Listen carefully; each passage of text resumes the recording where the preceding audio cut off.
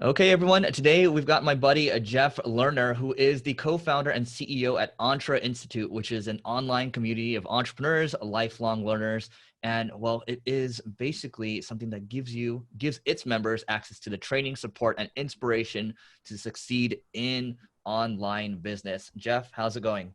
Tell us a little bit about kind of your story. I mean, because one of the headlines for me that I want to talk about is you had 400 grand in business debt and you somehow turned it all around. So let's hear that story first before we jump into the business. Yeah, for sure. I have found that of all the stories in my life, that's the one that people usually like to start with.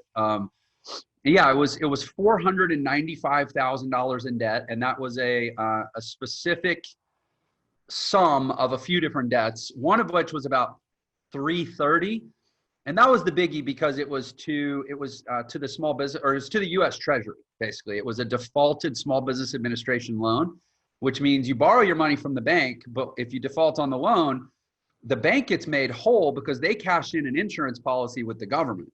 The government pays off the loan, or about 75% of the loan. The bank takes its loss, and now you're dealing tete-a-tete with the government. So there's no bankrupting out of a defaulted SBA loan. There's no going into hiding. It's basically you own the same body as if you owed $300,000 worth of taxes.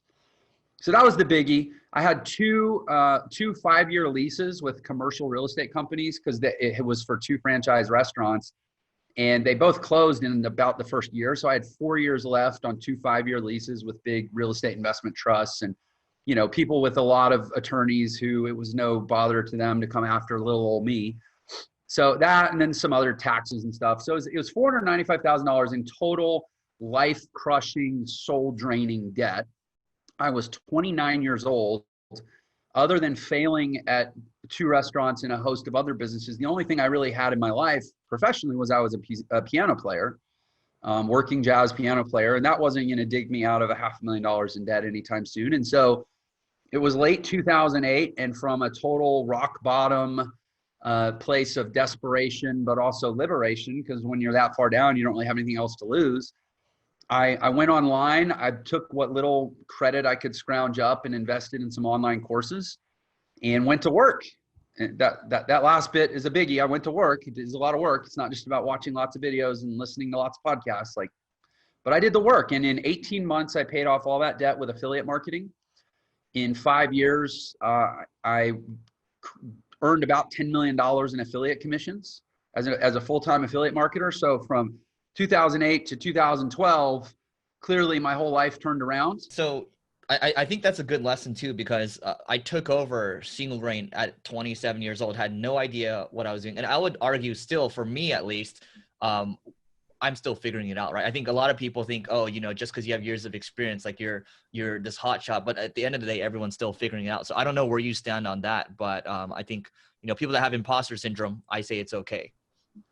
Well, yeah, I mean, people that have imposter syndrome, I would argue, really, they don't have like a delusional lack of self-awareness. Like, we are all figuring it out. I almost said faking it, but I don't think we're faking it. Like, there's a way to be very authentic and real and vulnerable and transparent and humble within your figuring it outness, where, like, I don't think people have a service expectation of you to always have all the answers or do everything right. But man, they got to see that you're trying and that you care. You get a long way. You buy a lot of cushion and create a lot of grace in this world just by caring a lot and working really hard especially when you're doing it for other people. Yep, for sure. And that's a good lesson everyone should take to heart. If you're just getting started right now, it's okay. Keep going. I live my life. We have a really, really key piece of our DNA at Entre that's called the 3 Ps of excellence, which is physical, personal, and professional. And I actually teach it as a concentric model where physical's at the center, and then personal, then professional. So, like, you're never going to outperform the machine that you're housed inside of, which is your body. And if you're struggling with your results in life, your external world usually reflects your internal world. And if your body's not in a good place, likely most other things aren't either. So we start there, then we move to personal, so it's kind of like you have the most impact on yourself, and then you have the next most impact on your personal relationships, and then you have the most indirect impact on the world at large. But yet most people are focusing on trying to get a result from the world at large, which is money, which is sales, which is authority or leadership or whatever. But like, you actually have the most impact starting with you. So let's start there. Then let's move to personal relationships, which is like your family and your friends and your community and your neighbors. And, you know, this conversation right here, like people you talk to, right? How do those people feel? Right? If you're not as rich as you want to be, or you're not as cool as you want to be, or you're not as important as you want to be, don't start by asking, well, how can I win over 1 million people? Start by going, well, how does my neighbor feel about our last conversation? You know, the residue that you leave, you know, what was Maya Angelou say? They'll forget what you say, they'll forget what you do, they'll never forget how you made them feel, man. If you're going around the world and you're not making people feel better about their interaction, better for their interaction with you, you're missing the key skill that's going to, you know, sabotage everything else you're trying to do. So we start with ourselves, then we go to personal, and then we go to professional. And it's a very different way of approaching the digital business conversation that everybody's out there trying to go, well, how can I make more money? I don't know, be a better person. Start there, right? Like, what? I don't want to hear that. Just tell me the hack. Well, do you want the truth or do you want the soundbite? I've been able to compress a lot of time. I mean, you know, long story short, we've gone from no sales to millions of dollars a month in sales, like big growth, big, fast growth, right? The kind that everybody's like, ooh, I want to do that.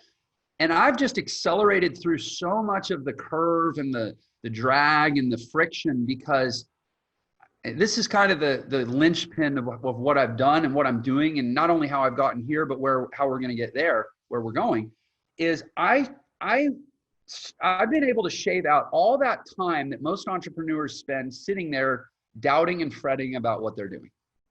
And by the way, that's like 90% of most entrepreneurs' time. So when you eliminate all that time, you literally get things done 10 times faster. But the way I did it was, before I ever sold a product, before I ever tried to create a customer, I spent a year putting content out to the market, figuring out who I was, what I stood for, how I spoke, what I had to say, what people wanted out of this messy, chaotic, multifaceted organism called Jeff. What are the little pieces of it, both from a story, narrative, brand perspective, but from a value, knowledge, skill set perspective, what aligns with my heart, like how to figure out myself. And the analogy I keep using is, I had to get as clear about myself as Nabisco is about a cookie. Like, Nabisco thinks about a cookie in such deep, intricate, complex ways, yet it's something so fundamentally simple, sweet, and cute, right? You got to be that cookie in this. You have to be the cookie and Nabisco at the same time, with yourself, in your brand, in your business. And I spent a year figuring out what my cookie was going to be. So then when it got time to start selling cookies, I didn't have to question the recipe. I put out content for a year. I warmed up an audience of millions of people. I got thousands of pieces of hate and criticism, and people told me what they liked. People told me what they didn't like. I'd ask open questions. I'd take feedback. I did all the R&D before I ever tried to sell anything. So then when it was like, okay, I think I know what the market wants.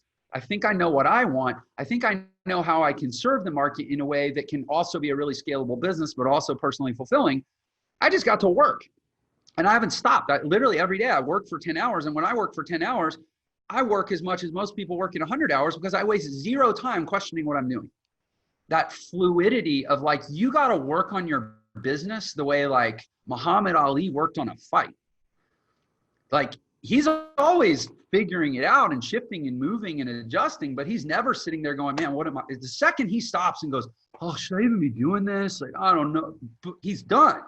And that's Muhammad Ali. If it can happen to him, it can happen to you. Waste no time. Like, listen, make the decision and then work it until the decision kills you or demands a better decision.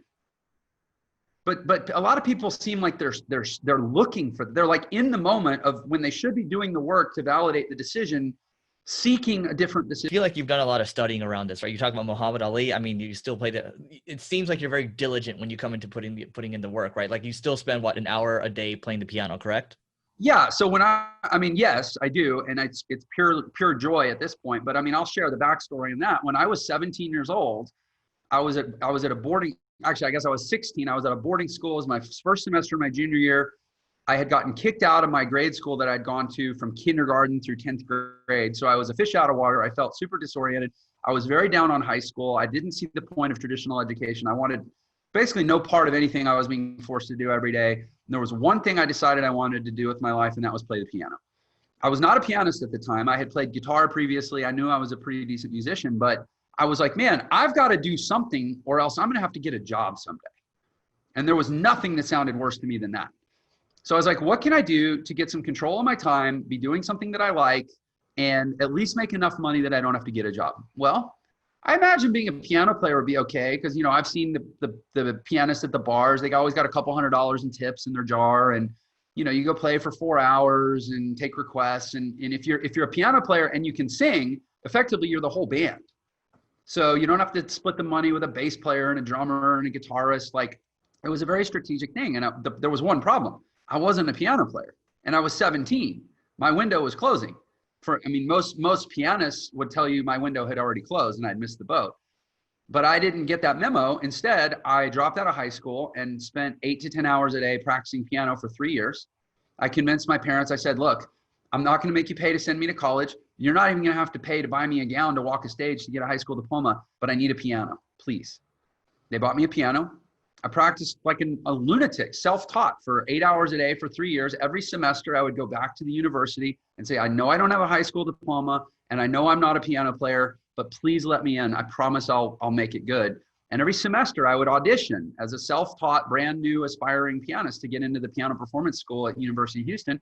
And they laughed at me. They laughed at me every semester for 3 years until eventually they were like, we kind of can't argue with this anymore. And clearly he's just going to keep coming back. So they let me in, and I ended up getting a full scholarship as the first chair jazz pianist in the jazz orchestra and got a college degree that I never had to pay for. But more importantly, I proved to myself that I can do just about anything if I ignore all the people who say that I can't. I love that. I think that's the story for that most people should latch on to, because it's, if you can find one thing that you're good at, one thing that gives you energy, and it doesn't matter if you almost dropped out, whatever, and you keep practicing, eventually they can't help but to notice, right? And then you move on to the next thing, right? I'm going to give it a shot. Let's give the restaurant thing a shot. Doesn't work out. Okay, let's get back up again. Let's keep giving it a shot, because you built the muscles, right, from piano. Like, if you didn't have piano, you wouldn't have learned how to build that resilience, right? So anyway, you know, I learned but also you're always alone. There's really no group learning of piano. I mean, there's certain things you can do, but generally you're alone for a huge amount of time. You're very concentrated. I mean, I always pictured my own eyeballs like droplets of blood falling out of them. Hours after hours of just sitting at a keyboard, teaching myself to sight read music, teaching myself to transpose music, teaching myself to improvise on chord progressions. It's a long, arduous, solitary journey that unites the intellectual, the artistic, the physical. It's a great template for just learning mastery as a concept. And when you do that, and I think everybody should have something in their life that's just like ridiculously hard and frustrating, because when you're making progress at that thing, you're making all the other progress that you want to make in your life seem easier and more fun, because there's actually nothing I'm ever going to probably try to master in my life that's going to be as hard as the piano. As far as being successful at building a business with it, I think you have to get really, really obsessed with the math and accept the conditions that the math creates, which are this. If you're going to promote products that don't pay big enough commissions to justify running paid ads, or that you're not going to assemble a sequence of enough products that lots of small commissions can still equate to a high enough lifetime value of getting somebody on your list to pay for the ad that got them on your list, right? Like, you have to do the math. You either have to, let's say you're going to go spend $50 to get a name on your list, an email, or let's say you spend $5, but you know you're probably not going to get above a 10 or 20% open rate. Let's say 20. So that it's really $25 to get a person on there who's actually going to open one of your emails. So, okay, I got to either have a single product, and that product, let's say it converts at 5%. Well, if that means, sorry, my math is going to break down, but if that product's converting at 5%, it means of the 25% or the 20% of people that open my email, so thus the $25 that I had to spend to get a name on my list, only 1 out of 20 of those people is actually going to buy a product from me. So what's the math on that? That'd be, I got to make $500. I have to get paid at least a $500 commission on that one sale, or else I cannot put a name on my list without losing money. So I've either got to get to that $500 through one product that pays me one commission of at least $500, or I need to sequence together a number of products that will in aggregate equal that same amount of commissions based on the conversions and the probabilities and like that.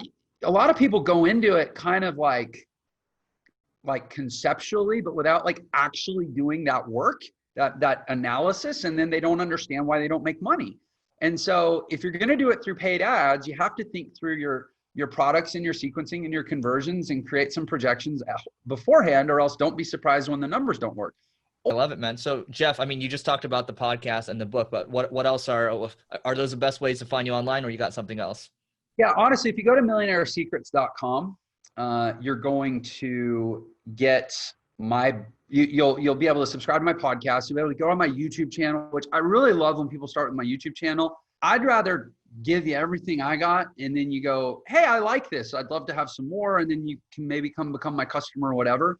But like I leave nothing unsaid on my YouTube channel. So go to millionairesecrets.com. You get a free copy of my digital. I have a shorter digital book called The Millionaire Shortcut. That's a download. It's 20 pages. Really fast, easy read. Get that. Go to my YouTube channel. Subscribe to my podcast, and take it from there. All right, Jeff, this was great. Thanks so much for doing this. Of course. Thanks for having me, man. It's been great.